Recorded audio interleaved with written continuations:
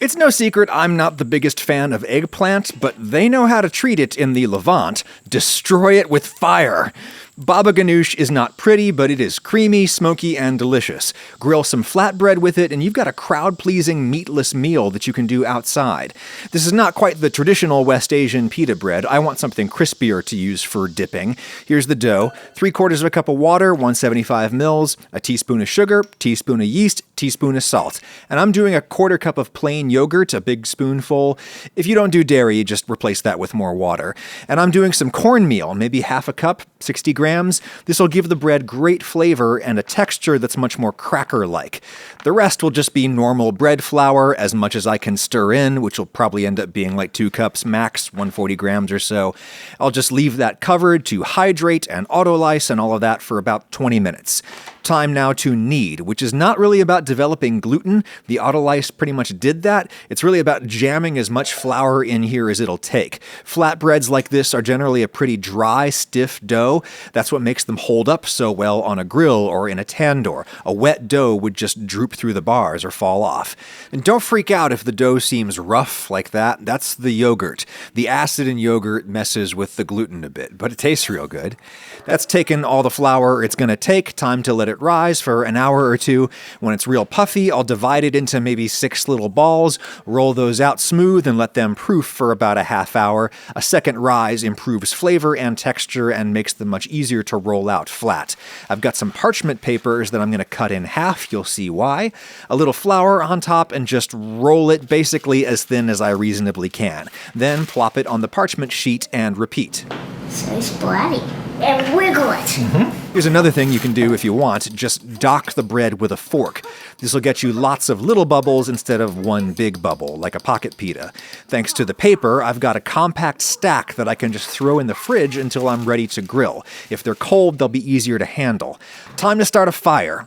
You could certainly do this meal on a gas grill or in a very hot oven, ideally under the broiler, but charcoal is definitely the best. It's going to get us some smoky flavor and probably the highest heat you can easily generate at home. My lit coals go down, and then I'm going to cover them with lots more unlit coals. I need enough fuel to roast the eggplant for a long time and then to bake the bread. Grate on top, and then you need so many eggplants to make just one little bowl of baba ganoush. I've got 5 big ones, and I could have used more. I'd say get yourself 6 or 7 pounds, 3 kilos raw eggplant to feed like 4 people as the main dish. I think it's better to cover the grill. My air vents are wide open, but the lid will restrict oxygen flow to the fire and keep the eggplant skin from burning right off before the inside is cooked through. Better stay nearby just for safety. And to keep my identity safe, I'm using Aura, sponsor of this video. There's a new identity theft victim every 14 seconds here in the States. So here's a funny thing about being me on the internet. Sometimes young people will contact me and they'll say, hey, did you realize that this private information about you is out there on the internet? You better get that taken down. There's lots of crazy people out there.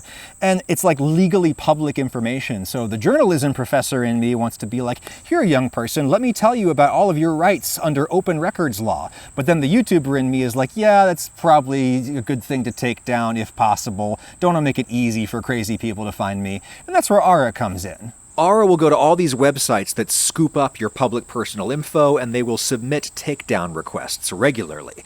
Then they search the dark web to see if your private information is posted, like your passwords. Look, they found my stuff 14 times. Imagine trying to log into your email or your YouTube account one day, and all of a sudden the password has been changed.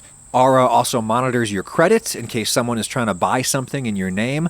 Aura is also antivirus protection and a VPN for staying anonymous online, and tools for protecting your family. Check it out at aura.com/Adam. That link is in the description. And if you sign up right now with my link, Aura will give you a free 2-week trial so that you can find out how many times they find your info on the dark web, or one of your family members. Aura.com/Adam. Thank you, Aura. Okay, every now and then you might just flip these around, shuffle their positions, because the fire probably is not even. I should have pierced these with a knife before we started, and you're about to see why. Ooh. Yeah, that one just exploded from internal steam pressure. That's not a problem for the eggplant, but it is a problem if you happen to be standing nearby. You'll get burned. Another reason to keep the lid on. While I'm waiting, I can get the other ingredients ready. To me, baba ganoush is chiefly a garlic delivery system. Some people would think this is an obscene amount, given that it's going to be pretty much raw in the final dish, but I'm a fan of mild obscenity.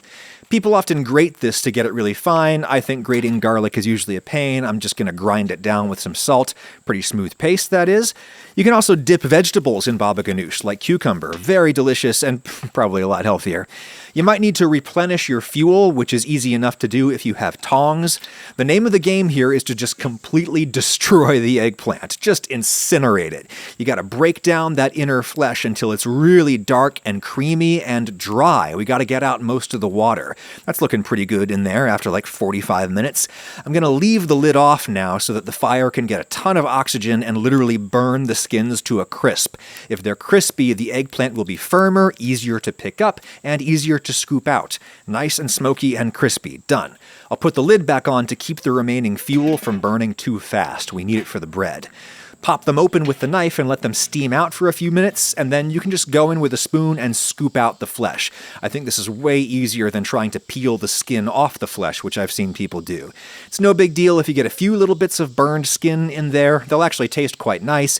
It's just probably not the healthiest thing to put in your body, so minimize burnt skin. And you'll note that I have scooped all of this into a tea towel, because now I'm just going to ball it up and give it a squeeze and feed the plants with that excess juice. You don't have to get the pulp bone dry, but do what you can. You can do this in a salad spinner instead. Okay, that looks pretty disgusting, but it's going to get better. I'll cut my lemon in half and chop up some cilantro, but you could use parsley. I'll start with just half of that lemon juice and maybe half of my garlic, a big pinch of salt, and give that a preliminary stir. Time to start adding the fatty ingredients, and this you want to do gradually. That's tahini, toasted sesame paste. We're now building an emulsion, which requires adding the fat little by little and stirring really aggressively. You could do this in the food processor, but I think that makes the dip a little too smooth, Monsoon. Now let's do some olive oil, same deal, really beat it in, and then do it again.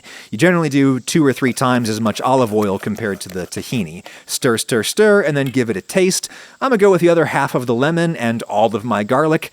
The garlic actually does cook a little if the eggplant is still hot, and more tahini for that nutty note, love that. Stir, stir, stir, taste again, more salt, and then I'll finish it with more olive oil, little by little. And you can see this is starting to exhibit the characteristic trait of emulsions where they actually get stiffer and thicker the more liquid fat you stir in.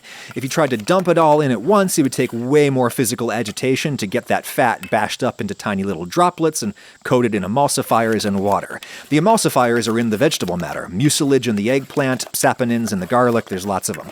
Super creamy. Put in as much fresh herb as you want. You can do spices, cumin, coriander, sumac would be awesome, but I think it's better when you can really taste the flavor of the roasted eggplant, which is relatively subtle. In a bowl, and it's never going to be pretty, but you can smooth off the top. Some people make little designs in the surface, and you can do the hummus trick of floating a nice pretty film of oil on top. Okay, time for the bread. The fire is still plenty hot. I'll scrape off the bars and then fetch my stack of doughs. Peel them off the paper and plop them down, which is super easy to do when they're cold and firm. Look at those bubbles. Oops, I should have flipped that one a little sooner. If you want the bread to be somewhat soft, pull these when they still look a little doughy. I want crispy and crackery bread to contrast with these soft dips, so I'm baking these like all the way. Here's the dough we did not dock with the fork. Check out how you get one giant steam bubble in the middle. That's basically how you make pocket pita, just with a wetter dough. Again, if you want them soft, pull them before they look done, but also if you want them soft, don't put the cornmeal in the dough. That's going to make it super crackery, which again is what I'm going for. All right, you're done. Everybody can gather around, rip and dip. It's great how much smoky flavor translates into the dip, and that bread stays nice and crispy even when inundated. Hey, by the way, did you know that baba ganoush is Arabic for flirty dad? Look it up if you don't believe me. That's what it is.